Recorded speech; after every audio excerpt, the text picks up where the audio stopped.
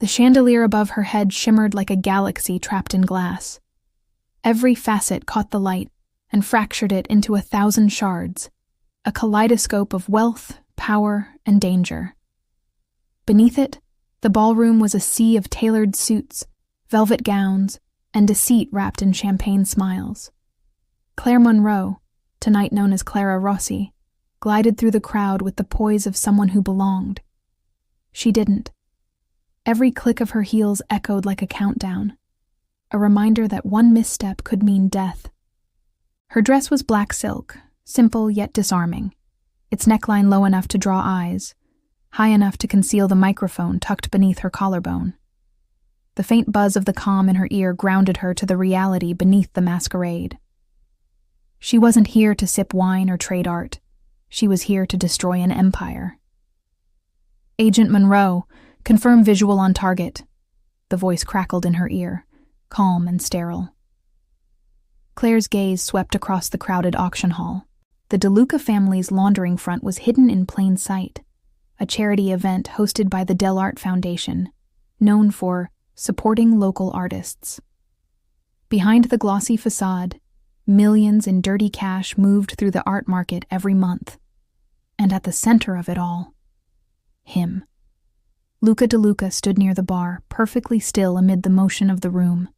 He was speaking with someone older, his expression unreadable, every movement deliberate. Even across the crowd, his presence seemed to hum, a quiet gravity that drew eyes without demanding them. He didn't fit the stereotype. No gaudy rings, no loud laughter, no visible guards. Just dark attire, open collar, sleeves rolled to his forearms like a man too dangerous to need armor. His eyes, when they lifted for a fraction of a second, were the color of a storm about to break. Claire's pulse faltered. "Visual confirmed," she whispered. Her handler's voice was clipped. "Good. Keep it natural. Get close before he disappears into the private suite. He doesn't stay long." Natural. The word almost made her laugh. She'd spent 6 months constructing this identity. Clara Rossi, Italian-American art dealer with a taste for rare pieces and discreet clients. Her fake gallery in Soho, her false tax records, even the champagne flute in her hand. All of it designed to sell the illusion. But nothing could prepare her for the real danger. Proximity. She approached the display table, pretending to admire the piece up for auction. A 19th century portrait of a woman whose painted smile looked more like a secret. Beside her, a group of socialites whispered about charity bids and private collections. Claire tuned them out, because she felt him before she saw him. Luca moved closer, slow and deliberate. His cologne, smoke, cedar, and something darker, brushed against her senses before his voice did. "Beautiful, isn't it?" His tone was quiet, rough silk. Claire looked up, startled just enough to seem authentic. Their eyes met. "It is," she said.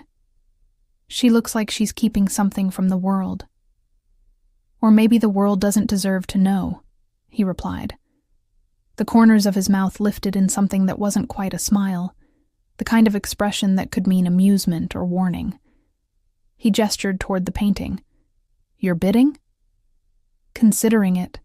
Claire lied easily, "but I'm not sure if she belongs in my gallery." "You have a gallery?" "Soho, Rossi Fine Arts." "Rossi." He repeated the name slowly, as if tasting it. "Italian?" "By blood, not by accent," she said lightly. "My mother moved to New York before I was born." Luca studied her, and for a moment she felt as though he was looking through her, past the practiced smile, the soft elegance, straight into the bones of who she really was. An FBI agent, a liar wrapped in silk. He nodded once. "You have an eye for value, Ms. Rossi. That painting's one of the few authentic ones here tonight." Claire tilted her head. "Meaning?" "Half the pieces here are fake, but the rich like to buy stories, not art." His gaze lingered on her. "Some stories are more dangerous than others." Her throat tightened. "And which are you buying tonight, Mr. DeLuca?" There it was, the name that made the room colder. Claire feigned polite surprise. "Ah, the host himself." "Not quite," he said. "Just the son. Still sounds impressive. Only if you don't know what it costs." Something flickered in his eyes. Bitterness, maybe. It vanished as quickly as it came. A waiter passed with champagne. Luca took 2 glasses and offered one to her. His fingers brushed hers, the contact fleeting but electric. Her pulse betrayed her. She covered it with a smile. "To what should we toast, Mr. DeLuca?" He watched her for a moment, eyes dark with something unreadable. "To truth," he said softly. Whatever that means anymore. She drank to that, though the word tasted like poison. Later that night, Claire slipped into the marble bathroom of the hotel suite reserved for VIP guests. She locked the door and leaned against the counter, exhaling shakily. Her reflection in the mirror was flawless, makeup intact, mask unbroken, but her hands trembled. "Monroe, report." The handler's voice was impatient now. "I made contact. He's interested." "Good. Keep it up. We need him talking numbers within a week." "He's not what I expected," she admitted before she could stop herself. A pause. Then, "That's how they get you. Stay focused." The line clicked dead. Claire stared at her reflection, the words echoing. That's how they get you. She'd seen it happen before. Agents going too deep, losing the line between duty and deception. The last one, Agent Ruiz, had died for it. His face flashed before her eyes, blood on marble floors, a botched deal, her hesitation costing him seconds he didn't have. Never again, she'd sworn, and yet, the image of Luca's eyes wouldn't leave her. Calm, cold, curious, like a predator studying prey he wasn't sure he wanted to kill yet. Back in the ballroom, the auction had ended. Luca stood near the exit, his jacket slung over his shoulder, speaking quietly with an older man Claire recognized from the FBI files. Antonio DeLuca, the patriarch himself, a serpent in human skin. Their exchange was brief but sharp. Claire couldn't hear the words, but she saw the way Luca's jaw tightened, the son of a king, leashed but defiant. As Antonio left, Luca's gaze swept the room again, and found her. He walked toward her without hesitation. "Leaving so soon?" he asked. "Early flight tomorrow," she lied. "Paris. Business?" "Always." "You don't strike me as someone who sleeps much." "Neither do you," she said. He chuckled, low and genuine this time. "Touché." Then his voice dropped slightly. "You should come to the gallery tomorrow. I have a piece you might appreciate. Something private, not for auction." It wasn't a question. It was an invitation. And a test. Claire hesitated only for a second before answering. "Text me the address." He smiled, not warmth, but approval. 8 p.m. Don't be late. As he walked away, she felt the first real tremor of danger, not from being discovered, but from something far worse. Wanting him. Outside, the night air was sharp with the scent of rain and gasoline. Claire pulled her coat tight and stepped into the waiting car. The city blurred past her window. Lights, sirens, reflections of lives lived at arm's length from truth. Her phone buzzed. Unknown number. One message. 8 p.m., 43 Mercer Street. Come alone. Claire stared at it, the faintest trace of a smile playing at her lips. Beneath the layers of fear and duty, something darker stirred. Curiosity. Maybe even anticipation. She typed back, "See you there," before she could stop herself. And as the car disappeared into the wet Manhattan night, she knew one thing with chilling certainty. This wasn't just another operation. It was the beginning of her undoing. Rain fell like silk on the glass roof of the converted warehouse. Claire stood beneath its echo, watching droplets slide down the windows in long silver streaks. The DeLuca gallery was nothing like she expected. Minimalist, elegant, and suffused with quiet power. Every piece on the walls was worth more than her yearly salary, yet the space felt lonely, a place built for beauty, haunted by its creator. 8:02 p.m. She was 2 minutes late, deliberate. She'd read Luca S. file enough to know he was obsessive about timing, never late, never early. Men like him thrived on control. And she needed to see how he reacted when she took that from him. The sound of footsteps on polished marble drew her attention. She turned, and there he was. Luca DeLuca stepped out from the shadowed corridor, a glass of whiskey in one hand, his tie undone, sleeves rolled up. The picture of effortless sin. The kind of man who could set fire to the world and call it strategy. "You're late," he said softly. Claire smiled faintly. "Traffic." "Manhattan traffic doesn't last after 7. He was testing her. Every word, every glance was a blade searching for weakness. "Then maybe I just like being fashionably late," she countered. His gaze flicked over her, slow, assessing, never crude. "You like being noticed." "Only by the right people." Something dangerous flickered behind his eyes. "Then maybe you came to the wrong place." She walked closer, her heels a whisper on the marble floor. "That depends. You said you had a piece to show me." He set down his glass and gestured toward a covered painting at the far end of the gallery. "It's not for sale, not even listed in the archives." "Then why show it to me?" "Because you don't belong here." His voice was calm, but it struck her like a threat and a confession all at once. "I could say the same about you," she replied. Luca's lips twitched. "Touché." He reached for the white sheet covering the painting and pulled it away with one smooth motion. Claire froze. The canvas revealed a portrait of a woman. Dark hair, pale skin, eyes full of sorrow. The brushwork was raw, emotional, nothing like the perfectionist art around it. "She was my mother," Luca said quietly. "Painted by my father, before he destroyed everything he touched." Claire swallowed hard. "It's haunting." "He used to say beauty is what breaks you." He turned to her. "You believe that?" Her pulse quickened. "I think beauty is what you let destroy you." Luca smiled faintly. "Maybe you understand more than you pretend to." His nearness was intoxicating, not just his scent or the quiet command in his tone, but the way he looked at her, as though he could feel the lie pulsing under her skin. Claire forced herself to breathe evenly. "So what do you want from me, Mr. DeLuca?" "To know why you're here." He stepped closer.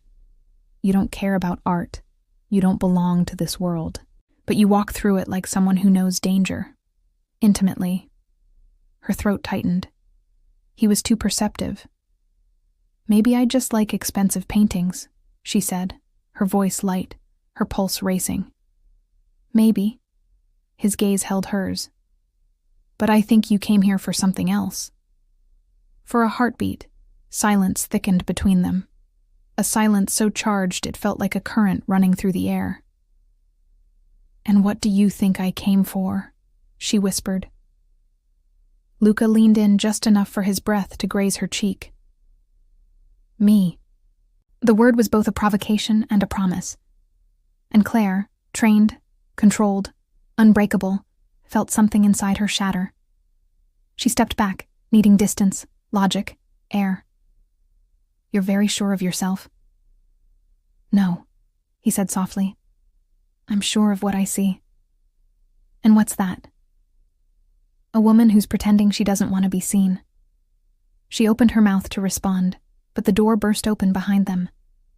A man in a dark suit entered quickly, older, sharp-eyed, clearly security. "Mr. DeLuca," he said in Italian, "your father is on the line. It's urgent." Luca didn't move. His gaze stayed locked on her, as though weighing whether she'd vanish the second he turned. "Tell him I'll call back," Luca said coldly. The guard hesitated. "Sir." I said later. The man bowed slightly and left, shutting the door behind him. The silence returned, heavy, deliberate. Your father doesn't seem like someone you ignore, Claire said carefully. My father is a man who mistakes fear for respect. And you don't? He looked at her, really looked, and something vulnerable slipped through. No, I mistake love for loyalty. It was such a strange confession, and yet it felt true. For a second, she saw not the heir to a criminal empire, but a man suffocating under the weight of a legacy he despised. I should go, she said, voice unsteady. You haven't even seen the rest of my collection, he replied. Maybe another time. There might not be another time. The way he said it wasn't a threat. It was an omen. Claire stepped toward the door, then paused. You're not easy to read, Mr. DeLuca. That's the point, he said. People who are easy to read don't live long in my world. And which world is that? The one you keep pretending you're not already part of. Her hand froze on the doorknob. When she turned, he was watching her with quiet certainty, as though he'd already peeled back the first layer of her disguise. Good night, Mr. DeLuca. Good night, Agent Rossi. The words hit her like a gunshot. Her breath caught, a flicker of shock before her mask snapped back into place. Excuse me? She managed. Luca's expression didn't change. He took another slow sip of whiskey. Relax. If I really knew who you were, you'd be dead. She forced a smile that didn't reach her eyes. You have a strange sense of humor. So I'm told. He turned his back to her, walking toward the window, and she used that moment to escape. The cool night air outside felt like a reprieve, though her pulse wouldn't slow. Did he know? Or was he just playing with her, like a cat toying with something fragile before deciding whether to kill it? By midnight, she was back in her apartment, a sleek, lonely space overlooking the Hudson. Her laptop glowed dimly in the dark as she uploaded the recording from her hidden mic. Her handler's voice came through almost instantly. Monroe, report. Contact successful, she said. He's suspicious, but interested. You made progress? Enough to get a private meeting. He's unpredictable. You can handle unpredictable. Claire hesitated. He's not like the others. He's a DeLuca. They're all the same. Narcissists with blood on their hands. Don't romanticize it. Understood. The line clicked off. She leaned back in her chair, staring at the skyline. Don't romanticize it. But how do you avoid romanticizing a man who looks at you like he is reading your sins and still wants to touch them? The following week unfolded like a dangerous waltz. Luca sent her invitations to private viewings, charity dinners, and one night, an illegal auction hosted in a crumbling mansion outside Brooklyn. She went, of course. Every encounter was another layer of the game, a chessboard where every move brought her closer to the truth and further from safety. But something unexpected happened along the way. She began to see him, not the monster the Bureau had painted, but the cracks beneath. He donated anonymously to orphanages. He protected young girls trafficked by rival families, and sometimes, when he thought no one was watching, she caught him staring into nothing, his expression unreadable, his glass untouched. It terrified her, because the more she understood him, the more her mission blurred into madness. It was on the fourth night that everything shifted. She was leaving the mansion's gallery when headlights cut across the gravel drive. Fast, wrong. Luca appeared beside her instantly, hand gripping her arm. Get down. Before she could react, bullets shredded the air. The windshield of her car exploded. Luca pulled her behind a stone column, covering her body with his. The world erupted into chaos. Screams, engines, flashes of gunfire. Claire's training kicked in, automatic, flawless. She counted shots, memorized angles, mapped exits in seconds. Luca noticed. You move like a soldier, he hissed. Maybe I just don't want to die. Too precise for that. She met his gaze. The darkness there wasn't suspicion anymore. It was recognition. He fired back, 2 perfect shots that silenced the night. Then he grabbed her hand, dragging her toward a waiting car. They dove inside, breathless, the smell of gunpowder thick around them. Who were they? She demanded. Rival family, or my father's men. Take your pick. Why would your own father? Because he doesn't trust anyone he can't control. The car sped through the city, sirens fading behind them. Rain smeared the lights outside into streaks of color. You should have let yourself die, she muttered. Luca gave a low, humorless laugh. Blood streaked on his sleeve from grazing fire. You think I'm the one who almost died? You were the target, Agent Rossi. Her breath hitched. What did you just... Relax, he said quietly, eyes dark as night. If I really knew who you were, you wouldn't still be breathing. She stared at him, pulse thundering. Then why save me? His jaw flexed. Maybe I wanted to see what you'd do with the second chance. He looked away, voice low and dangerous. Don't mistake that for mercy. I don't do mercy. Rain clung to the windows of the black Maserati, streaking down like silver tears as the city blurred past. Claire I.S. pulse hadn't steadied since the warehouse raid, or what she was supposed to call the minor incident in her report. The one where Luca DeLuca saved her life. The irony burned. She was an undercover FBI agent trained to manipulate him, not the other way around. She'd come close to dying that night. Too close. The bullets had been meant for her, not him, and when Luca appeared out of nowhere, taking down the shooter with precision that was almost surgical, she realized something chilling. He was protecting her. Not as a woman, not even as an ally. He was protecting an investment, a curiosity, or maybe something darker. She touched her ribs where he'd grabbed her, dragging her behind cover. His voice had been low and furious then. You want to die? Keep standing there. She hadn't known whether to thank him or slap him. Now, sitting across from him in the car, she could still feel the echo of that grip. The silence between them was alive, thick, magnetic. Luca drove with one hand on the wheel, his knuckles smeared faintly with blood, the city lights slicing across his sharp features. His expression was unreadable, a calm so perfect it was terrifying. You didn't tell me you could handle a gun, he said at last, voice smooth and cool as poured whiskey. Her heart thumped once, hard. She had to be careful. One wrong word and he'd start seeing the cracks. I own an art gallery in New York, Luca. People try to steal things. I've learned a few tricks. He glanced at her, the corner of his mouth twitching in amusement. Steal things? Or kill them? She met his gaze, forcing a smile. Depends on the art. He laughed, a sound that didn't belong in a world like his, low and almost human. You're interesting, Clara Rossi. He said her alias like a sin. Back at the DeLuca estate, the marble floors gleamed under dim chandeliers.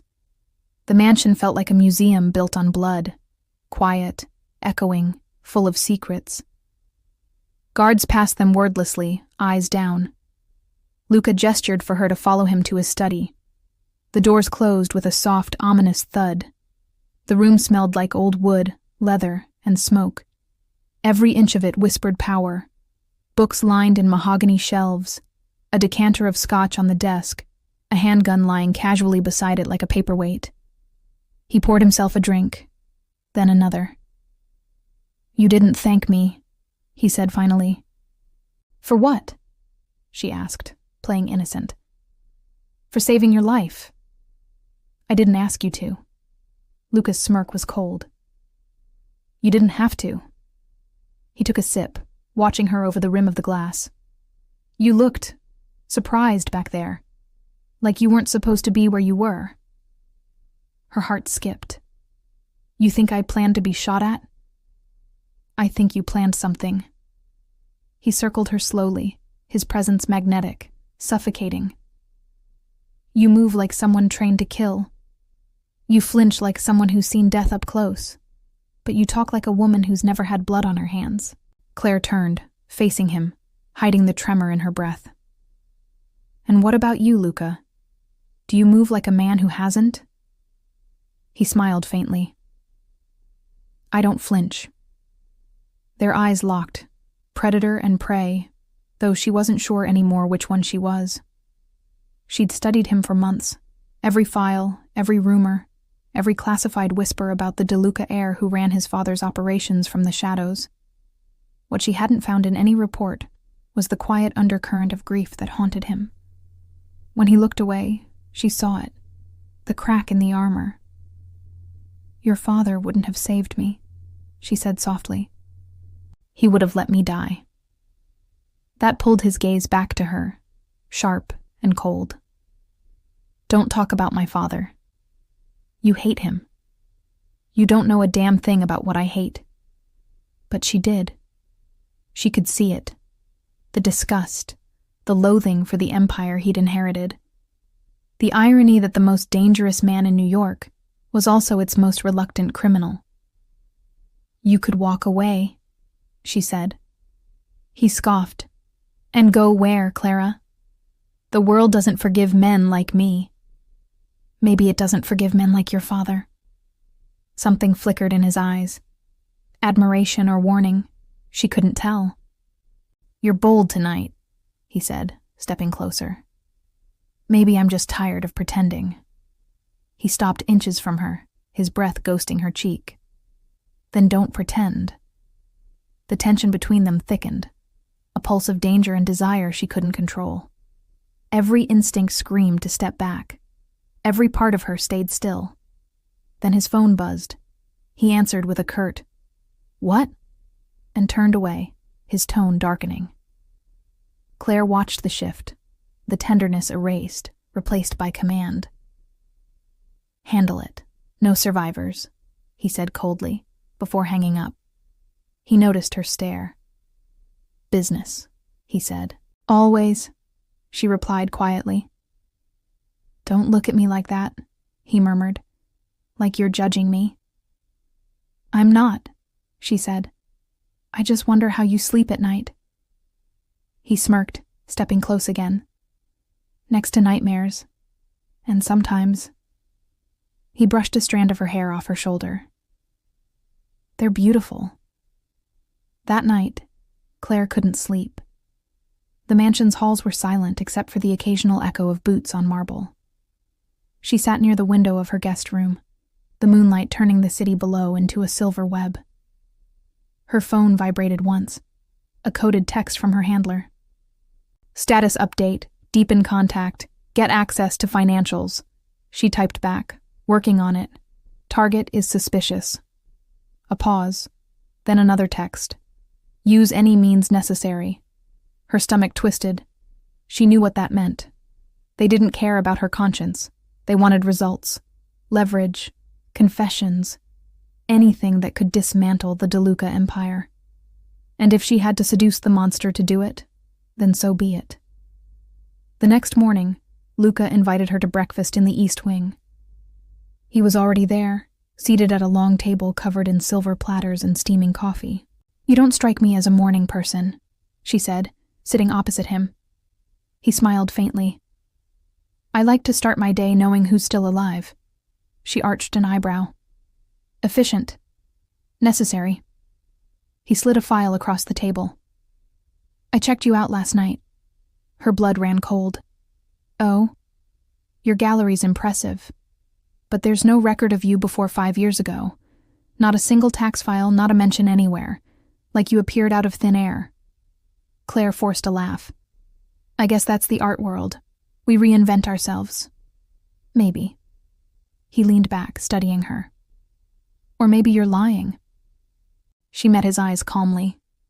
And what if I am? Then I'd have to decide if I like you enough to let it slide. His tone was soft, dangerously so. Later that day, Luca took her downtown to the pier. A shipment was arriving, a coded excuse to test her composure. The crates weren't art. She knew that before they opened them. The smell of gun oil and danger hung thick in the air. Luca watched her reaction closely. No flinch, no gasp, just calm interest. "Not your usual painting," she said. He smirked. "Depends on how you define art." She wanted to hate him. She wanted to remind herself he was the enemy.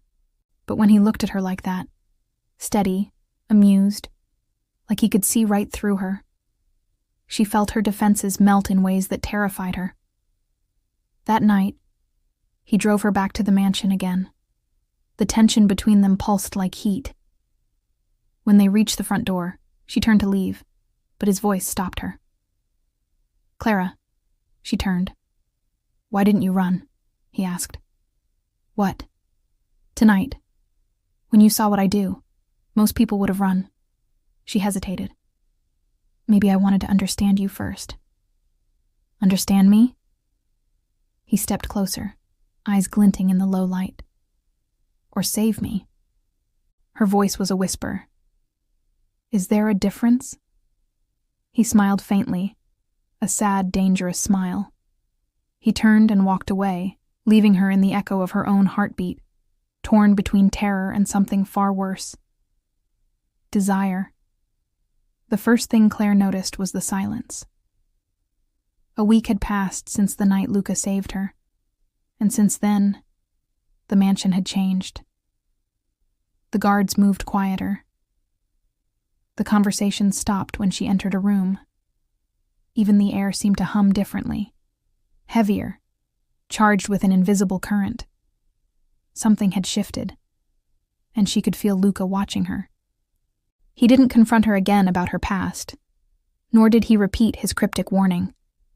But every glance, every pause between words, carried a new weight, as if he was no longer trying to decide whether she was lying, but why. She told herself she could still control this, that she was the one manipulating him, but each time he looked at her, that illusion cracked a little more. She met him again 3 days later, in his study. The same room where he'd once toyed with her under the soft light of whiskey and suspicion. Tonight he was standing by the window, back turned, his black shirt rolled at the sleeves. Moonlight cut along the lines of his arms, glinting against the faint scar near his wrist, a reminder of what kind of man he really was. "You've been avoiding me," he said without turning. Claire lingered by the door. "You've been busy killing people."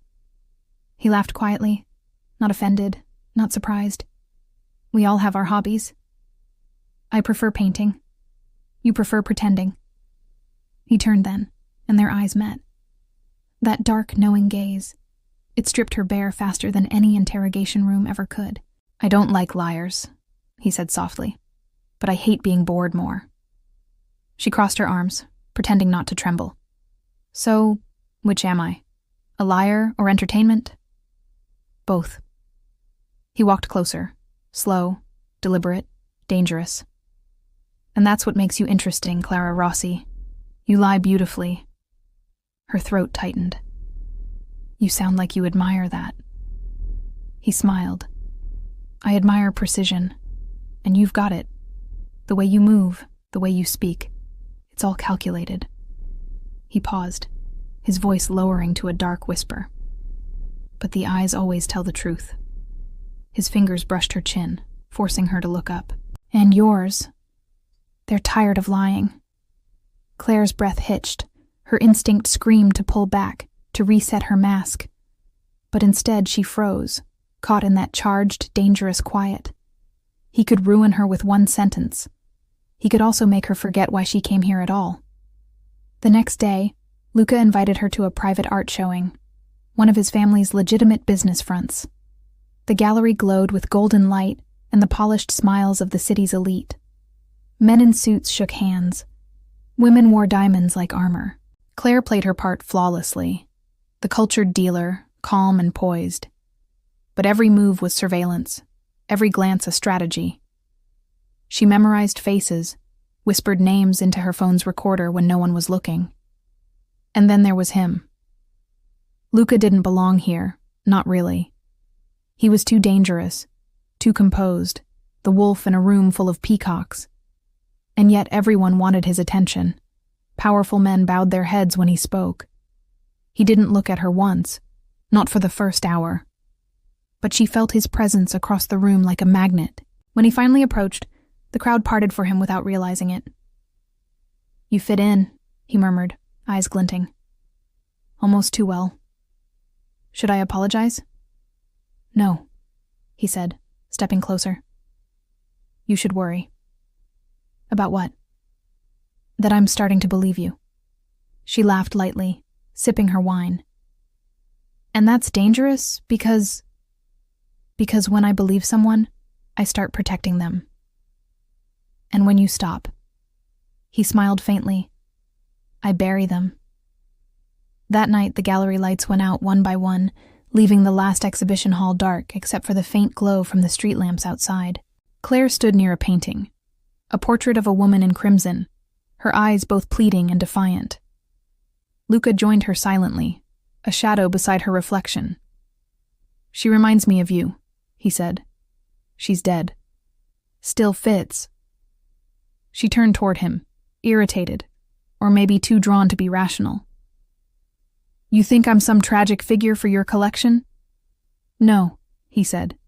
"You're the one piece I can't buy." There it was again, that soft confession disguised as cruelty. His fingers brushed her arm, a touch too light to be innocent. "You know what I think, Clara?" "What?" "I think you came into my world knowing exactly what it would do to you." Her pulse raced. "And what's that?" He leaned in, his breath ghosting her ear. "Corrupt you." That night, she dreamed of fire, of hands pinning her wrists against a wall, of breath and blood and something like salvation dressed as sin. When she woke, her skin was slick with sweat, her heart aching for something she couldn't name. Her phone buzzed again. "FBI handler, Liam. You're getting too close. Remember who he is." "Claire, I remember everything." "Liam. Then prove it. We need the files from his private server, in his office. Tonight." Her stomach nodded. Luca's office, the one locked behind biometric security. She'd promised herself she wouldn't break in yet. She wasn't ready, but hesitation was weakness, and weakness got people killed. The mansion was silent at midnight. Claire moved barefoot through the hallways, dressed in black. Every step was deliberate, her pulse a drumbeat of guilt and adrenaline. She reached Luca's office door and pressed the stolen fingerprint patch she'd lifted from his glass earlier that day. The lock blinked green. She slipped inside. The scent of him was everywhere. Musk, smoke, whiskey, and something darker. His world condensed into one room. She sat at the desk, inserting a flash drive into the laptop. The files began transferring. Names, dates, transactions. Everything the FBI needed to bury the DeLuca family for good. Then a voice behind her said, "You really shouldn't steal from me." Her blood froze. Luca stood by the door. No gun, no guards. Just him. Barefoot, shirt unbuttoned at the collar, eyes sharp enough to cut glass. "Don't lie," he interrupted softly. "You're too good at it." He stepped closer, and she could see the vein pulsing in his neck, the controlled fury simmering just beneath the calm. "Who are you, really?" he asked. She forced a breath. "Does it matter?" "It does," he said. "Because if I believe you, I'll let you live. If I don't..." His hand rested casually on the desk beside her. "I'll make it quick." Her mind raced. Her gun was strapped to her thigh, but she knew she wouldn't make it. Not before he did something irreversible. "Answer me," he said, his voice low, dangerous. "Clara Rossi," she said evenly. "Art dealer. You've seen the papers. Papers can lie. So can people. He leaned forward, so close she could feel the warmth of his breath. Then tell me why I shouldn't find out the truth myself. Her heart pounded. Maybe because you're afraid of it. That stopped him, just for a second. She could see the calculation in his eyes, the conflict between logic and the raw instinct that told him she was different. You think I'm afraid of you? No, she whispered. I think you're afraid of what you'd feel if you killed me. Silence. Then a quiet, dangerous laugh. God, you're good, he said. Too good.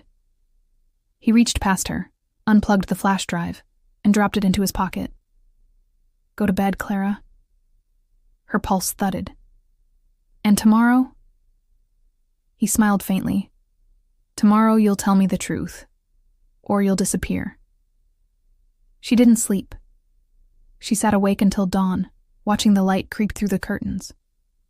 Her mind replayed his words, his eyes, that impossible moment of almost trust. She was supposed to hate him. She was supposed to fear him. Instead, she was starting to crave him, the way his darkness mirrored her own. Somewhere deep inside, she knew. Once you start desiring your enemy, you've already lost. And she was losing, beautifully. The morning after the break-in, the mansion didn't wake. It braced. The usual rhythm of guards and servants had shifted. Whispers replaced conversation. Glances lingered too long. Something cold and invisible hummed in the air. Claire felt it before she saw him. Luca was no longer the calm strategist she'd known these past weeks. There was something different in his silence now. Sharp, suffocating, like the moment before an executioner's blade drops. She tried to pretend nothing had changed. She smiled through breakfast, offered to meet the art supplier, even commented on the new security cameras being installed across the East Wing. He didn't say a word, just watched her, quietly, relentlessly. Every nerve in her body screamed that he knew. That evening the storm broke. She entered the library to find him sitting in the dark, only the amber glow of a single desk lamp illuminating his face. A glass of whiskey sat untouched beside an open file. Her file, the one that shouldn't exist outside FBI servers. Her throat tightened. Luca. He looked up. Claire Monroe. The sound of her real name in his mouth was a gunshot. She froze. That's not... Don't, he said quietly, standing.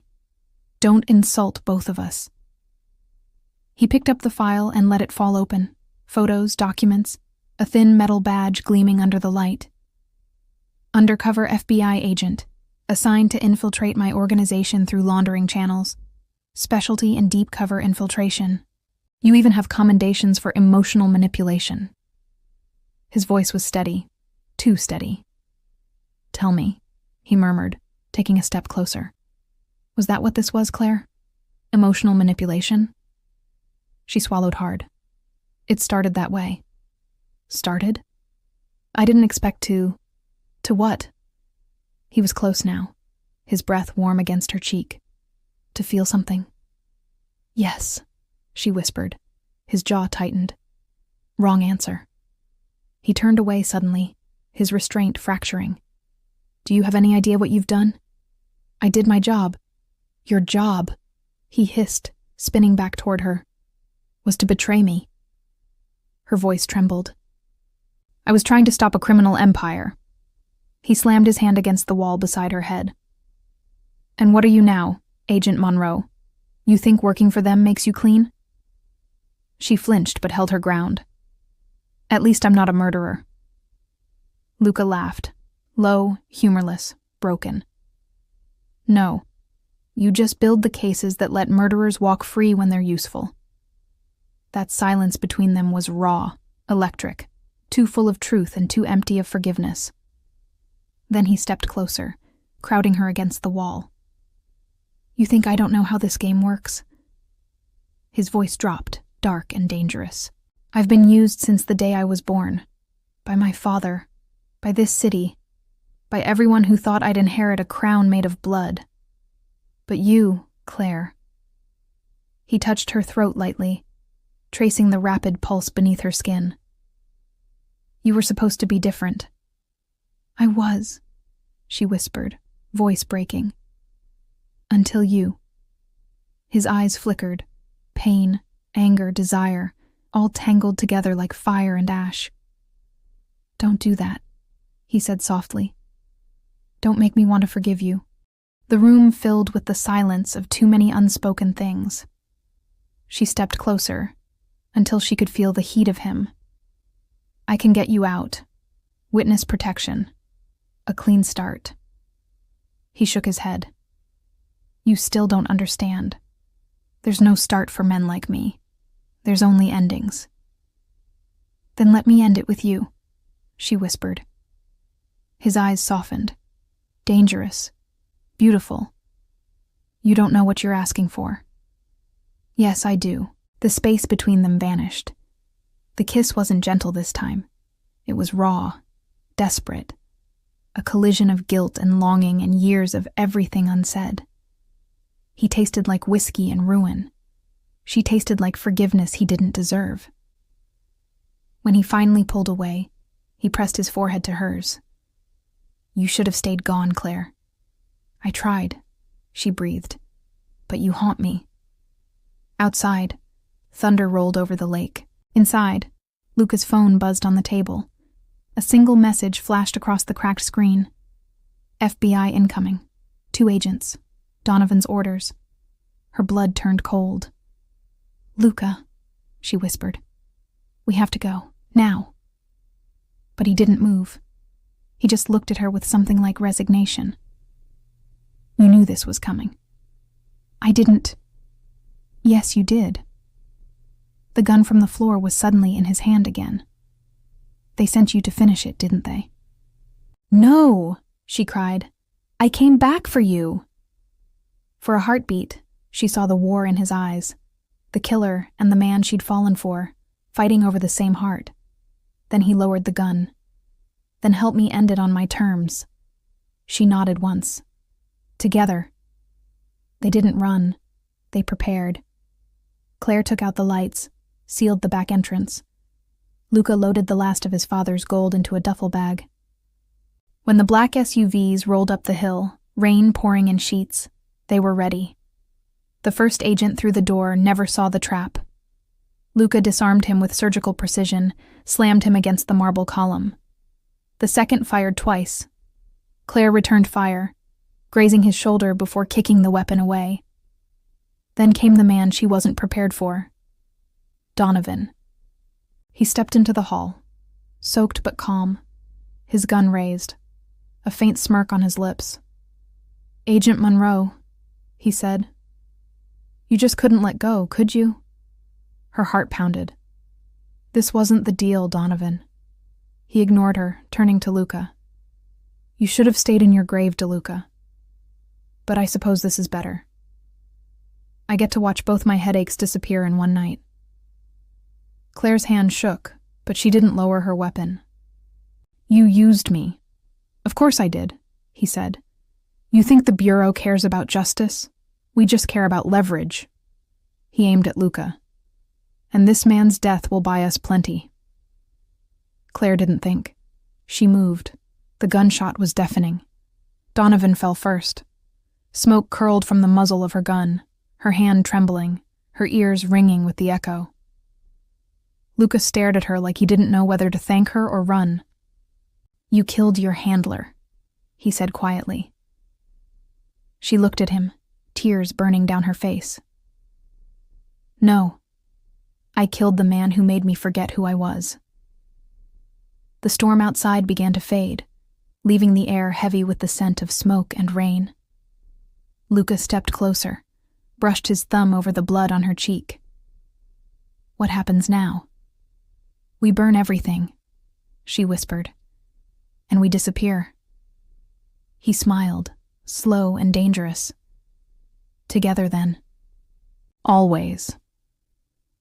They moved through the villa like ghosts, setting fire to the evidence, the files, the money, the empire itself. Flames climbed the old stone walls, devouring years of sin and memory. As they walked out into the rain, the firelight flickered across their faces, 2 sinners reborn in the ashes of everything that had owned them. Claire turned to him, voice soft, breaking. "In another life, maybe we could have—" He kissed her, silencing the lie before it could breathe. "No," he murmured against her lips. "In this one, we just stopped pretending." The fire took everything. The villa, the empire, their names. By dawn, there was nothing left of the De Luca legacy but smoke rising over Lake Como like a requiem. They left in silence, Claire driving the stolen Alfa Romeo down narrow mountain roads, Luca beside her, watching the horizon with eyes that no longer belonged to any kingdom. The world thought they were dead. And in a way, they were. 3 months later, southern France. They lived in a small stone cottage near the cliffs of Cassis, where the sea was violent and beautiful in equal measure.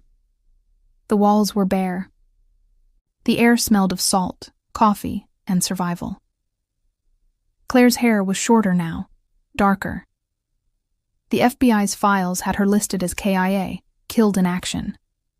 Luca went by a dozen false names.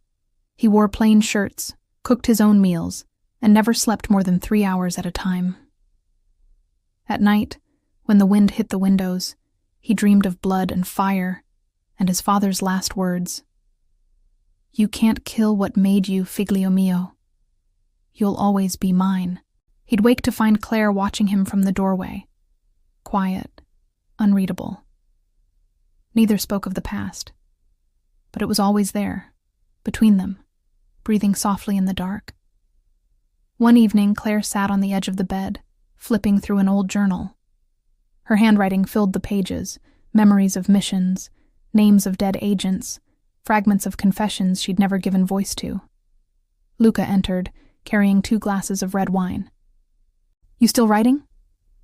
"Trying to forget," she said. He handed her a glass. "That never works." Their eyes met. "It's strange," she murmured. "We burned everything that defined us. Your empire, my badge. And yet I still feel like they own us." "They do," he said quietly. "That's the curse of surviving." She smiled bitterly. "You sound like your father." He froze. "Don't." She regretted it instantly. "I'm sorry." "No," he said, voice flat. "You're right. Maybe I am him now. A man who ruins everything he touches." "Then ruin me," she said, stepping closer, her voice trembling. "At least then, I'll know it's real." The air shifted, slow, dangerous, electric. Luca set the wine down, his hand brushing against hers. "You don't know what you're asking for, Claire." "Yes, I do." The kiss was inevitable. It wasn't gentle. It was years of tension, betrayal, forgiveness, and everything they'd tried to bury under new names. His hand tangled in her hair. Her breath hitched as his mouth found her throat. He lifted her onto the table, knocking over the half-empty bottle. The wine spilled like blood across the wood. "This is what we are," he whispered against her skin. "Beautiful mistakes." "Then make me one," she breathed. And he did. Afterward, she lay against him, the sheet tangled around their bodies, the room heavy with the scent of sweat and rain. He traced a finger down her spine. "You know they'll come eventually." "I know." "Do you regret it?" "Which part?" she asked softly. "The part where you chose me instead of the world." She turned her head, meeting his gaze. "I didn't choose you instead of it. I chose you because of it." He frowned. "That doesn't make sense. It doesn't have to." She kissed him then, slow and lingering, as if to silence the question. Weeks passed. They lived quietly, at least as quietly as 2 ghosts could. Luca found odd jobs under aliases. Claire volunteered at a nearby clinic.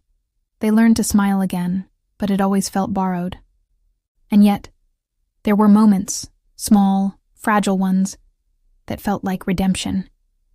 The sound of her laughter when he burned breakfast. the way he'd watch her read by the window, light dancing on her face. But ghosts don't get happy endings. One morning, as Claire walked back from town, she noticed a black car parked near the cliff road. No license plates, no movement, just waiting. Her instincts screamed. She entered the cottage quietly. "Luca," she said, "we need to leave, now." He was already packing. "How many?" "One car, maybe more nearby." "FBI? Or your father's loyalists?" He gave a humorless smile. "If it's both, we're doomed." They ran, down the back trail, through the cliffs, toward the docks where Luca had stashed a boat months ago, just in case. The sky was burning orange, the waves wild. Behind them, the sound of engines tore through the silence. Claire turned, firing a warning shot. The bullet hit metal. Tires screeched. Luca grabbed her hand, dragging her forward. "You were right," he said breathlessly. "We should have run sooner. You were the one who wanted to stop pretending." He grinned even now. "Guess I was wrong." Gunfire cracked behind them. The air filled with dust and echoes. Luca shoved her toward the dock. "Go! I'm not leaving you. Claire!" His voice broke like thunder. "Please." For a moment she saw not the killer or the mafia heir, but the man who had saved her life, betrayed her, and somehow loved her through it all. She hesitated, and in that hesitation, the shot came. He staggered back, blood blooming across his shoulder. "Luca." He didn't fall. He just smiled through the pain. "Run, Bella Mia." But she didn't. She turned, firing at the shadows behind the car, her movements precise, trained. 2 men dropped. The third fled. Then she was beside him, pressing her hands against the wound. "Stay with me. Please, stay." He gritted his teeth. "You should have killed me when you had the chance." "Shut up," she whispered fiercely. "You don't get to die yet." They reached the boat just as sirens wailed in the distance. Luca slumped in the back seat while Claire started the engine. Her hands were slick with his blood. "Where to?" she asked, voice shaking. He smiled weakly.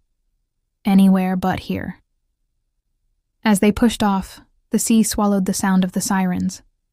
The boat cut through the waves, spray hitting their faces, salt mixing with blood and rain. Claire looked back once, the cliffs shrinking behind them, smoke still curling where their life had been. She turned to him. "You're going to live." He met her gaze, half-conscious. "If I die," he murmured, "you'll bring me back just to kill me again." She almost laughed. "Don't tempt me." Hours later, the storm hit. Waves slammed against the hull. Lightning tore the sky apart. Claire fought the wheel with everything she had while Luca faded in and out beside her. When she thought they wouldn't make it, a light appeared ahead. A small island, dark and half-forgotten. They crashed onto its rocky shore. Claire dragged him onto the sand, soaked and trembling. "Luca, stay with me." He opened his eyes, weak but alive. "You should have... let me go." "Never," she whispered. "I'll always find you. Even if it destroys me," she didn't say. He smiled faintly, his hand finding hers. "Then I guess we really are cursed." As dawn broke, Claire built a fire from driftwood, wrapping him in her jacket. The ocean stretched endless before them, wild, merciless, free. For the first time, there was no plan, no agency, no empire. Just 2 broken souls on the edge of the world. And somehow, that felt like peace. And somewhere far behind, in the ashes of New York's underworld, legends began to form. Stories of a woman who brought the DeLuca empire to its knees, and the man who let her live. Because some loves don't save you. They remake you, in blood, in fire, in the silence after war.